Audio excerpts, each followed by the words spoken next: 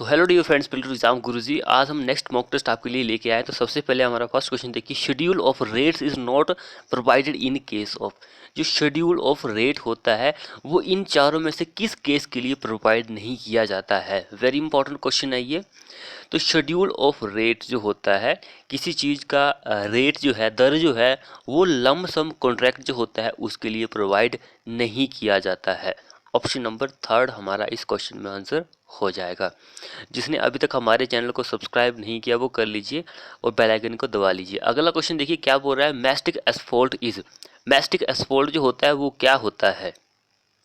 Mastic एसफोल्ट जो होता है एक हीट रेजिस्टेंस मटेरियल होता है and N acid resistance material भी होता है and non corrosion resistance material भी होता है। ऑप्शन नंबर डी हमारा इस क्वेश्चन में आंसर हो जाएगा। अगला क्वेश्चन देखिए, stream line, streak line, path line are all identically in case of. Very important question है ये भी। तो क्वेश्चन वेरी वेरी इंपॉर्टेंट है। यहाँ पे बोल रहा है कि ये तीनों जो हैं इन चारों में से किसके बिल्कुल ही समान होता है, आइडेंटिकल होता है, वो कौन सा केस है। तो स्टीडी फ्लो के ये बिल्कुल ही समान आइडेंटिकल होता है। ऑप्शन नंबर सेकंड हमारा इस क्वेश्चन में आंसर हो जाएगा। अगला क्वेश्चन देखिए, the approximate value of entrained air content for maximum size of aggregate of 20 mm is. तो देखिए क्वेश्चन कितना ज़्यादा इंपॉर्टेंट है। क्वेश्चन बोल रहा है कि अगर हमारे पास 20 mm साइज का एग्रीगेट है तो उसमें एयर कंटेंट जो होता है वो कितने परसेंट तक हो सकता है। वैल्यू ऑफ इंटरप्टेड एयर जो होती है वो कितने परसेंट हो सकती है 20 mm के एग्रीगेट में। तो 20 mm के जो एग्रीगेट होता है उसमें 5% प्लस माइनस 1 एयर कंटेंट होता है। ऑप्शन नंबर 4 हमारा इस क्वेश्चन में आंसर हो जाएगा। जो हमारे पास 40 mm का होता है, 40 mm के साइज का एग्रीगेट होता है, उस केसेस में 4% से या फिर प्लस माइनस 1% हो सकता है। तो इस चीज़ को भी आप याद रखिए कि 20 के लिए कितना होता है एंड 40 mm के साइज के लिए क्या होता है। अगला क्वेश्चन देखिए, सैंड से बहुत सारे क्वेश्चन जो है एग्जाम में पूछे जाते हैं। तो सैंड इन मोटार, मोटार जो है उसमें सैंड है तो क्या होगा। उससे ये होगा कि हमारी जो मोटार होता है उसकी वॉल्यूम जो होती है वो बढ़ जाती है, श्रिंकेज एंड क्रैकिंग जो होती है वो भी रिड्यूस हो जाती है and helps the pure lime to set by allowing penetration of air which provided the needed carbon dioxide. So ये भी हो जाता है। ऑल ऑप्शन आर करेक्ट, सारे ही ऑप्शन सही है अगर सैंड जो है वो मोटार में होगा। अगला क्वेश्चन देखिए, What is the minimum percentage of lime saturation present in 53 grade of OPC? Lime saturation factor जो होता है हमारे पास 53 का ग्रेड है, उसमें कितना होता है। वेरी इंपॉर्टेंट क्वेश्चन है ये। तो मिनिमम पूछा गया है, इसकी वैल्यू जो होती है 0.8 से लेकर 1.02% तक वेरी करती है। तो मिनिमम हमारी ये होगी, मैक्सिमम हमारी ये होगी। तो मिनिमम इस क्वेश्चन में हमारा सेकंड आंसर हो जाएगा। इन केस अगर आपसे 33 ग्रेड के बारे में पूछा जाए या फिर 53 के बारे में पूछा गया है तो 33 के लिए हमारे पास 33 एंड 43 के लिए सेम ही वैल्यू होती है। दोनों को आप रख लीजिए याद, से लेकर 1.02 होती है। तो ये चीज़ आप याद रखिए कि 33 और 43 के लिए लाइम सैचुरेशन फैक्टर जो होता है वो सेम ही होता है। 0.66 से लेकर 1.02% तक लाइम सैचुरेशन वैल्यू होती है। तो इस चीज़ को आप याद रखिए। अगला क्वेश्चन देखिए, represented fraction of scale 1 centimetre से 1 किलोमीटर विल बी। क्या होगा, आर एफ क्या होगा अगर हमारे पास कोई स्केल है 1 सेंटीमीटर जो है वो 1 किलोमीटर को रिप्रेजेंट कर रहा है। वेरी इंपॉर्टेंट क्वेश्चन है ये, सिंपल क्वेश्चन है ये। इस क्वेश्चन को अगर आपको सॉल्व करना है तो यहाँ पर हमारे पास 1 सेंटीमीटर जो है वो बराबर होना चाहिए सेंटीमीटर के ही बराबर। यहाँ पे देखिए किलोमीटर में बताया गया तो इसको भी हमें सेंटीमीटर में कन्वर्ट करना है। तो 1 किलोमीटर जो होता है वो कितने सेंटीमीटर के सबसे पहले मीटर के बराबर होता है, तो वो 1000 मीटर के बराबर होता है। 1000 मीटर के बराबर होता है। अब हमारे पास 1000 मीटर है तो वो कितने सेंटीमीटर के बराबर होगा, ये हमें फाइंड आउट करना है। तो 1 सेंटीमीटर जो होता है, 1 मीटर जो होता है वो होता है हमारे पास 100 सेंटीमीटर के बराबर। तो ये 10,000, 1000 जो हमारे पास मीटर होंगे उसको मल्टीप्लाई कर देना हमें 100 से। तो मल्टीप्लाई कर दीजिए, हमारे पास 1 किलोमीटर जो आएगा वो कितने बराबर आ जाएगा, सेंटीमीटर के 1 लाख के बराबर आ जाएगा, 5 जीरो। तो इट मीन्स कि 1/1 लाख, ये हमारे पास करेक्ट आंसर आ गया। 1 सेंटीमीटर जो है 1 लाख सेंटीमीटर के बराबर होगा। अगला क्वेश्चन देखिए, draw role of electric seasoning of timber is. Drawback जो हानियां होती है वो क्या हो सकती है। वेरी इंपॉर्टेंट क्वेश्चन है ये। ड्रॉबैक्स, हानि जो है इलेक्ट्रिक सीजनिंग जो होती है टिम्बर की, वो क्या हो सकती है। वेरी वेरी इंपॉर्टेंट क्वेश्चन है ये, बहुत ज़्यादा इंपॉर्टेंट है। तो जो हानि होती है इलेक्ट्रिक सीजनिंग की, उससे क्या वो होता है कि हमारी जो लकड़ी होती है उसका विभाजन हो जाता है, विभाजन हो जाता है। तो ये चीज़ इंपॉर्टेंट है, विभाजन हो जाता है, इट मीन्स की स्प्लिटिंग। इस क्वेश्चन में हमारा आंसर हो जाएगा। अगला क्वेश्चन देखिए, advantage is using plywood is that. Plywood would जो होती है आप उसको यूज करते हैं तो उसकी क्या लाभ हो सकते हैं, एडवांटेज हो सकते हैं। तो उसकी टेंसाइल स्ट्रेंथ जो होती है वो सभी डायरेक्शनों में सेम ही होती है, इक्वल होती है। ऑप्शन नंबर 1 इस क्वेश्चन में हमारा आंसर हो जाएगा। अगला क्वेश्चन देखिए, in fire proof paints, fire proof जो पेंट होता है उसमें मेन कॉन्स्टिट्यूएंट जो होता है वो क्या होता है। वेरी इंपॉर्टेंट क्वेश्चन है। तो फायर प्रूफ जो होता है उसमें एस्बेस्टस फाइबर जो होता है मेन कॉन्स्टिट्यूएंट होता है। ये पॉइंट्स इंपॉर्टेंट है, एग्जाम में क्वेश्चन पूछा जा सकता है इसको लेकर। अगला क्वेश्चन देखिए, spirit varnish generally consist of. Spirit varnish जो होती है उसमें क्या क्या हो सकता है। तो उसमें क्या हो सकता है, स्पिरिट एंड शेलैक हो सकता है। ऑप्शन नंबर 4 हमारा इस क्वेश्चन में आंसर हो जाएगा। जिसने चैनल को सब्सक्राइब नहीं किया वो कर लीजिए।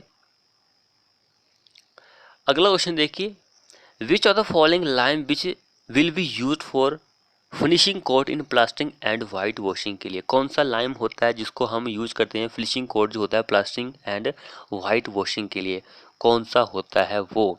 वेरी इंपॉर्टेंट क्वेश्चन है ये। वैसे तो सभी को पता है कि जो प्लास्टर एंड वाइट वॉशिंग के लिए लाइम यूज किया जाता है वो क्लास सी का लाइम होता है।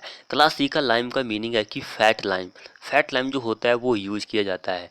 लेकिन हमारे पास जो क्लास डी होती है उसको भी हम यूज कर सकते हैं, क्योंकि यहाँ पे ऑप्शन दिया नहीं है फैट लाइम का, इसलिए अब हमें थोड़ा सा मुश्किल हो जाता है, क्योंकि मैक्सिमम स्टूडेंट जो होंगे उनको पता ही नहीं होगा कि क्लास डी का भी हम यूज़ कर सकते हैं finishing coating plaster and white washing के लिए।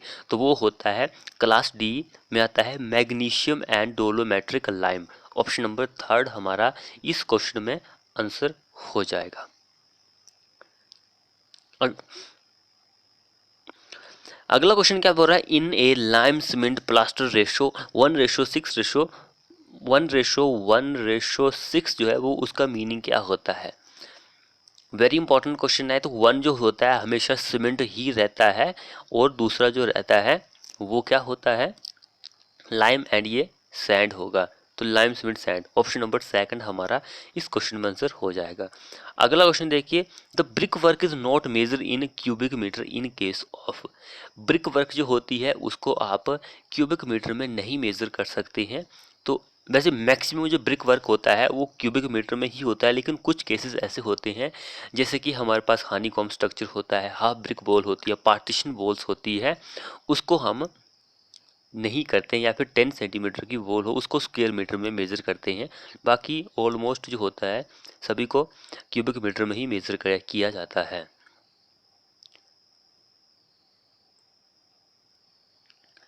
नेक्स्ट क्वेश्चन देखिए, the formal acceptance of proposal by the authority is known as.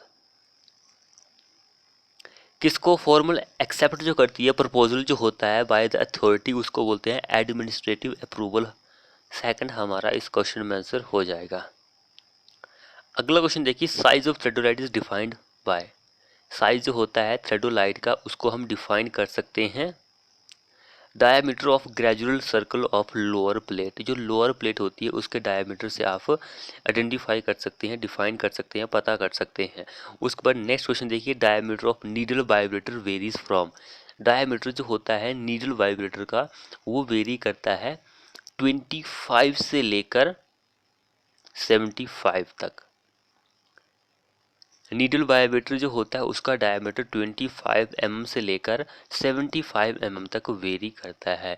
इसकी अगर हम लेंथ की बात करें तो वो भी 25 से लेकर 90, लेकिन ये सेंटीमीटर में होता है, ये सेंटीमीटर में, ये mm में। तो ये फ़र्क आप देखिए 25 और 75 कहाँ पर दिया गया है। वैसे ये तो नहीं दिया गया, लेकिन इसके नियर बाय ऑप्शन, इसको ही हम सही मान लेंगे। ऑप्शन नंबर 4 हमारा करेक्ट आंसर हो जाएगा। ये दोनों चीज़ें इंपॉर्टेंट है, लेंथ एंड डायमीटर, तो इस चीज़ को आप याद रखिए। नीडल वाइब्रेटर जो होते हैं उसके एक दो नाम वो और भी हैं, उसको भी आप याद कर लीजिए। जैसे कि नीडल वाइब्रेटर का एक नाम होता है इंटरनल वाइब्रेटर, इंटरनल वाइब्रेटर। एक ये होता है एक immersion vibrator, immersion vibrator, and last one is poker vibrator, poker vibrator. तो ये 3-4 नाम है इसके। हो सकता है इसके नाम के ऊपर भी आपको एग्जाम में क्वेश्चन पूछा जाए, तो आपको इन चारों नाम के बारे में, इसके बारे में पता होना चाहिए। अगला क्वेश्चन देखिए, segregation in cement concrete is defined as. Segregation जो होती है उसको हम कैसे डिफाइन कर सकते हैं। सिग्रीगेशन में ऐसा होता है कि हमारे जो बड़े बड़े पार्टिकल होते हैं वो सेपरेट होते हैं छोटे छोटे पार्टिकल से, या फिर जो हमारा मिक्स होता है उससे। तो हमारा option number 1, separation of courser particle from mix, 1 हमारा इस क्वेश्चन में आंसर हो जाएगा। अगला क्वेश्चन देखिए, relationship between void ratio e and porosity n is defined as. क्या रिलेशनशिप होता है। वॉइड रेशियो जो होता है उसको हम ई से डिनोट करते हैं एंड पोरोसिटी को एन से डिनोट करते हैं। तो इन दोनों में जो रिलेशन होता है वो ऑप्शन नंबर 4 हमारा बिल्कुल सही आंसर बन जाएगा। अगला क्वेश्चन देखिए, honey combing defect in RCC member is cause by. Honey combing जो डिफेक्ट होता है आरसीसी मेंबर में वो आता है इनएडिक्वेट कंपैक्शन में से, अच्छी तरह से जो हम कंपैक्शन नहीं करते हैं उसकी वजह से आपको हनी कॉम्ब यानी कि सिग्रीगेशन जो डिफेक्ट होता है वो देखने को मिलता है। अगला देखिए, जैसे कि पोरस जो होता है स्ट्रक्चर वो आपको देखने को मिलता है, उसमें हमारा पानी जो होता है ईजिली फ्लो कर सकता है। Contour lines draw on map, contour की लाइन जो है आप उसको मैप के ऊपर ड्रॉ कर रहे हैं, are the line which passes through, वो किसके ऊपर पास करती है, तो वो सेम एलिमेशन पर पास होती है। अगला क्वेश्चन देखिए, in a compaction test the compaction effort is increase. Compaction test हो रहा है, हाँ, तो कंपैक्शन जो है उसको हम इंक्रीज कर रहे हैं, तो हमारा जो ऑप्टिमम मॉइस्चर कंटेंट होगा ओएमसी जो होगा उसमें क्या इफेक्ट देखने को मिलेगा। अगर हम कंपैक्शन इंक्रीज करेंगे तो पानी जो है वो बाहर निकलेगा, तो इट मीन्स कि ओएमसी जो होगा वो कम होगा। ऑप्शन नंबर 2 करेक्ट आंसर बन जाएगा। अगला क्वेश्चन देखिए, while concreting in cold weather, cold weather में आप कंक्रीटिंग करते हैं, frosting is also likely one uses. क्या आंसर रहेगा इस क्वेश्चन का, तो high alumina cement with calcium chloride addition, high alumina cement आप यूज करेंगे एंड कैल्शियम क्लोराइड को आप उसमें ऐड करेंगे। अगला क्वेश्चन देखिए, negative skin friction in soil is consider when the pile is constructed. Negative skin friction होता है सॉइल में, उसको आप कंसीडर करते हैं when the pile is constructed through a fill medium, fill material जो होता है वही हमारा करेक्ट आंसर बन जाएगा। अगला क्वेश्चन देखिए, cup is a defect in timber. Cup जो होता है डिफेक्ट होता है टिम्बर में, वो कुछ ना कुछ दर्शाता है, इंडिकेट करता है, शो करता है, तो वो करता है curvature form in the transfer direction of the timber. Second हमारा इस क्वेश्चन में आंसर हो जाएगा। अगला क्वेश्चन देखिए, normal curing period for lime motor. Lime motor के लिए जो नॉर्मल क्यूरिंग पीरियड होता है वो क्या होता है? ये क्वेश्चन बहुत ही इंपॉर्टेंट है। तो नॉर्मल जो होता है वो 7 दिनों का होता है कि 7 दिनों तक आपको लाइम मोटार के लिए क्यूरिंग करनी ही चाहिए। अगला देखिए, क्विक सेटिंग सीमेंट है हमारे पास, इनिशियल सेटिंग टाइम कितने मिनट का होता है? तो 5 मिनट का होता है एंड 30 मिनट्स का फाइनल सेटिंग टाइम होता है। सिर्फ यही सीमेंट होता है जिसका 5 और 30 होता है, बाकी सभी का 30 से इनिशियल शुरू होता है। वैसे एक और भी है जिसका थोड़ा ज़्यादा ही होता है, लेकिन फिलहाल यही ठीक है। अगला क्वेश्चन देखिए, kinematic viscosity is dependent on. Kinematic viscosity जो होती है वो किस पर डिपेंड करती है? तो यहाँ से बहुत सारे क्वेश्चन जो है पूछे जाते हैं। काइनेमेटिक विस्कोसिटी जो होती है, जैसे कि इसका यूनिट क्या होता है, ये भी पूछा जाता है। सीजीएस में इसका क्या यूनिट होता है, तो ये चीज़ इंपॉर्टेंट है। तो काइनेमेटिक विस्कोसिटी सबसे पहले किस पर डिपेंड करती है? उसकी डेंसिटी पर डिपेंड करती है। अब यहाँ पे बारी आती है कि इसका यूनिट क्या होता है, तो इसका यूनिट होता है मीटर पर स्क्वायर, मीटर स्क्वायर पर सेकंड, मीटर स्क्वायर पर सेकंड इसका यूनिट होता है। अगर हम सीजीएस में बात करें, सीजीएस में इसके यूनिट की बात करें, या तो स्टोक होगा, स्टोक, या फिर सेंटीमीटर स्क्वायर पर सेकंड, ये होता है। ये एमकेएस में आ गया एंड ये सीजीएस में आ गया। तो इस चीज़ को आप याद रखिए, क्योंकि यहाँ से बहुत ही आपको क्वेश्चन देखने को मिल सकते हैं। डायनामेटिक विस्कोसिटी जो होती है, डायनामिक विस्कोसिटी उसका पोइजी होता है। ये भी इम्पोर्टेंट है, क्योंकि यहाँ से भी क्वेश्चन जो है अभी हाल ही में जितने भी एग्जाम हुए वहाँ पर पूछा गया है। अगला क्वेश्चन क्या बोल रहा है? Constant head permeameter is use for determining the permeability of.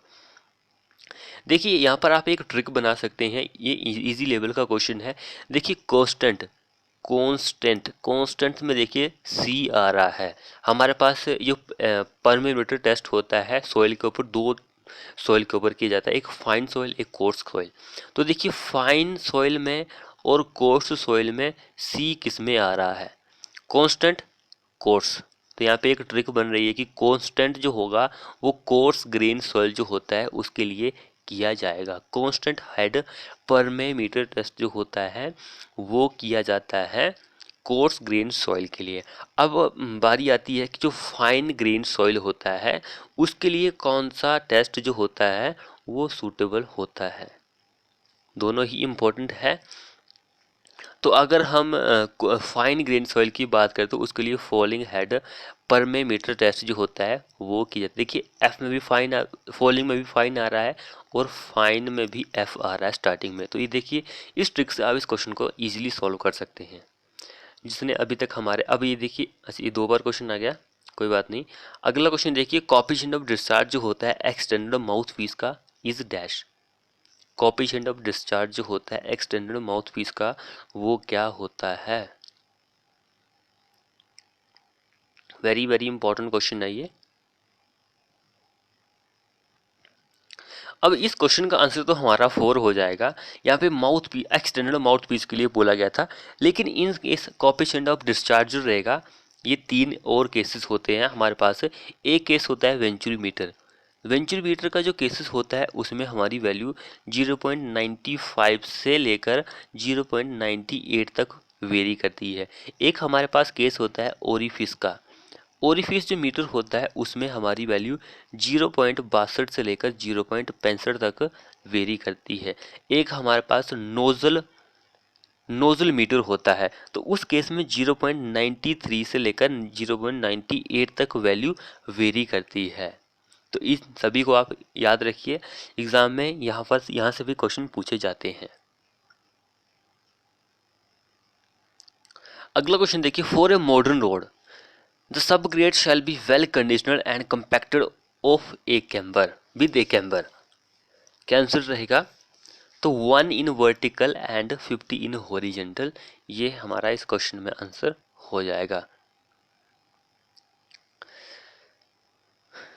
तो वेरी इंपॉर्टेंट है यहाँ पे कैम्बर जो है उसके बारे में ही पूछा गया था क्योंकि जो मॉडर्न रोड्स होती है उसमें आपको पता है कि मॉडर्न रोड्स में आजकल ज़्यादातर आपने सीसी की रोड देखी होगी या फिर बिटुमिनस पेमेंट जो होता है उसकी रोड देखी होगी। तो इस केसेस में हमारे पास दो ही कैम्बर आते हैं, जैसे कि हैवी रेनफॉल के लिए, एक लाइट रेनफॉल के लिए। तो हैवी के लिए हमारे पास 1/50 होता है कैम्बर, एंड जो लाइट रेनफॉल होता है उसके लिए 1/60 होता है। तो यही हमारा ऑप्शन दिया गया है, तो यही हमारा करेक्ट आंसर बन जाएगा।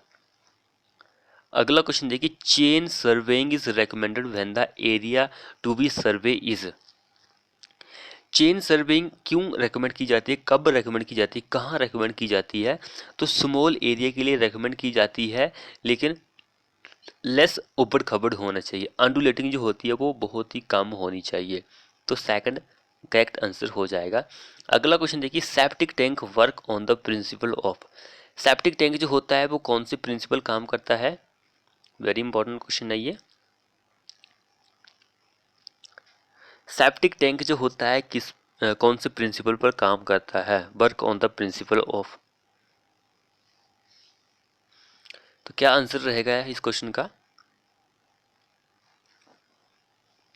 तो यहाँ पे सेप्टिक टैंक के बारे में पूछा गया है, तो वो करता है एनएरोबिक डाइजेशन पे, एनएरोबिक डाइजेशन पे काम करता है। तो इस पर एक और करता है, वो होता है इमहोफ टैंक।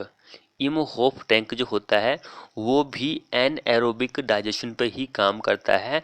बाकी जो होते हैं एरोबिक डाइजेशन पे काम करते हैं, जैसे कि हमारे पास ट्रिकलिंग फिल्टर हो गया, एक्टिवेटेड स्लज प्रोसेस हो गया, ऑक्सीडेशन पॉन्ड हो गया। तो ये सारे जो हैं एरोबिक पे काम करते हैं, सिर्फ ये दो जो हैं ये करते हैं एनएरोबिक पर वर्क। अगला क्वेश्चन देखिए, temporary support provided to the structure which has been safe unsafe due to excessive differential settlement is called. तो उसको हम शोरिंग बोलते हैं। 1 इस क्वेश्चन में हमारा आंसर हो जाएगा। अगला क्वेश्चन देखिए, if P is the standard consistency of cement the amount of water is conductive soundness test के लिए। तो साउंडनेस टेस्ट के लिए, तो इसके बारे में मैंने आपको हर एक वीडियो में बताया कि वाटर कंटेंट जो होता है साउंडनेस के लिए कितना होता है, 0.78 P। 85 P जो होता है वो किसके लिए होता है? Initial and final setting time के लिए होता है। तो ये हमारा इस क्वेश्चन में आंसर हो जाएगा साउंडनेस टेस्ट के लिए, यानी कि 4 इस क्वेश्चन में आंसर बन जाएगा। तो हमें यहाँ पे बेस डेप्थ जो होती है पानी की वो फाइंड आउट करनी है। तो delta is equal to 8.64 B/D, ये हमारे पास वैल्यू मीटर में आएगी। तो देखिए हमारे पास सारी वैल्यू गिवन है। बेस पीरियड कितना दिया गया है? 100 दिनों का दिया गया है। एंड जो डेप्थ होती है वो कितनी है? 1000 हेक्टेयर पर क्यूबिक मैक दी गई है। तो हम सारी वैल्यू जो है पुटअप कर देंगे। 8.64 इंटू 100/1000, 2 जीरो से 2 जीरो कट गया। अब आप यहाँ पे देख लीजिए हमारे पास आंसर जो आएगा वो 0.8, ये इतने मीटर आ गए। सेंटीमीटर में हम इसको कन्वर्ट करेंगे तो कितना आएगा हमारे पास? 86.4 सेंटीमीटर। तो ये करेक्ट आंसर हो जाएगा। अगला क्वेश्चन देखिए, in a thick cylinder radial stress at inner surface is. Radial stress जो होता है अंदर के सरफेस पर थिक सिलेंडर में, वो किसके बराबर होता है? तो वो बराबर होता है इक्वल टू फ्लूइड प्रेशर। जो फ्लूइड का प्रेशर होता है उसके बराबर होगा इनर सरफेस जो होता है थिक सिलेंडर का रेडियल स्ट्रेस उसमें। अगला क्वेश्चन देखिए, which of the following is the plutonic rocks. इन चारों में से कौन सी प्लूटोनिक्स की रॉक होती है, आपको वो बताना है। प्लूटोनिक रॉक कौन सी होती है? जो इग्निसिस रॉक होती है उसको हमने 3 पार्ट में डिवाइड किया हुआ है, एक प्लूटोनिक रॉक, एक हाइपरबैसल रॉक, एक वोल्केनिक रॉक। तो यहाँ पे प्लूटोनिक रॉक्स की कैटेगरी में कौन सा आता है ये हमें बताना है।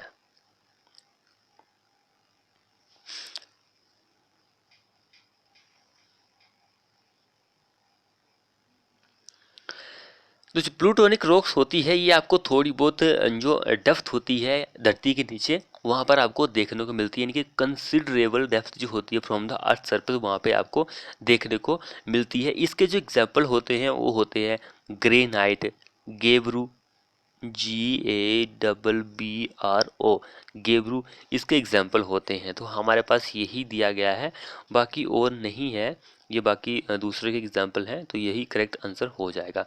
अगला क्वेश्चन देखिए, the purpose of cross regulator in canal is.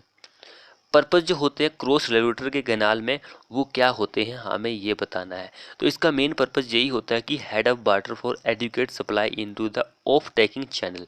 Third हमारा इस क्वेश्चन में आंसर हो जाएगा। Ridge canal is called, ridge canal को हम क्या बोल सकते हैं, तो वाटर शेड कनाल उसको बोलेंगे। फोर हमारा इस क्वेश्चन में आंसर हो जाएगा।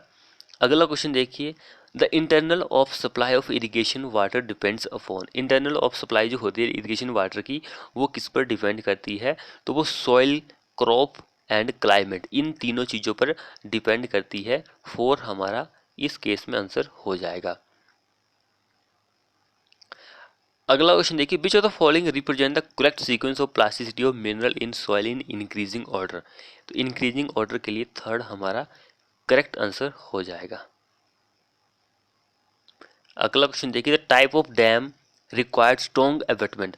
कौन सा इन चारों में से ऐसा कौन सा डैम है जिसको बहुत ही स्ट्रॉन्ग एबेटमेंट की जरूरत होती है, कौन सा है वो, तो वो आर्क डैम होता है, उसको ही जरूरत होती है। नेक्स्ट देखिए, the main function of diverge head work of a canal form a river. Main function जो होता है divergent head of a canal का फ्रॉम ए रिवर का, वो क्या होता है इन चारों में से,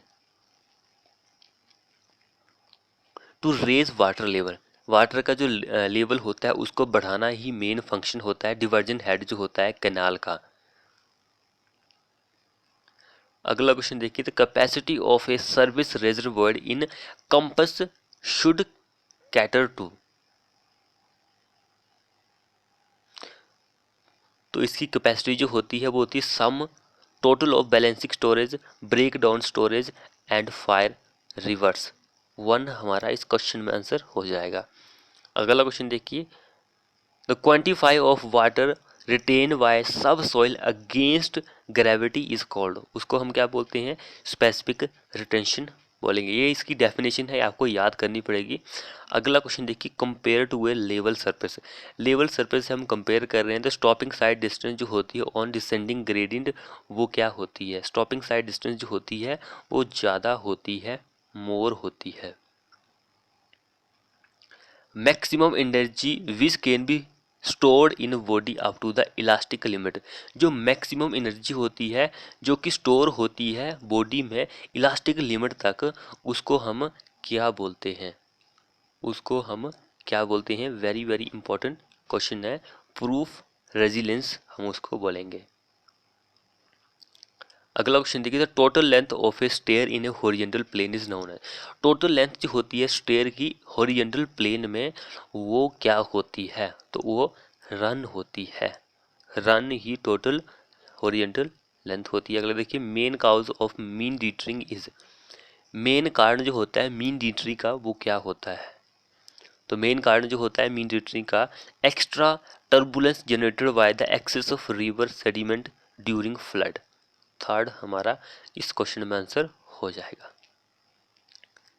अगला देखिए, इंस्टेंट स्पीड जो होती है vehicle eight a specified location is, उसको हम स्पोर्ट स्पीड बोलेंगे। थर्ड हमारा इस क्वेश्चन में आंसर हो जाएगा। अगला क्वेश्चन देखिए, probable maximum flood. Probable maximum flood जो होता है वो क्या होता है, तो वो मोर देन होता है स्टैंडर्ड प्रोजेक्ट फ्लड से।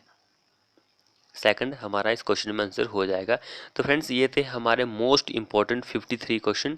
आपको हमारी वीडियो कैसी लगी, वीडियो को अपने दोस्तों के साथ शेयर कीजिए, और चैनल को सब्सक्राइब नहीं किया तो चैनल को सब्सक्राइब करें और साथ में बेल आइकन को दबा लीजिए। मिलते हैं ऐसी ही नेक्स्ट वीडियो में।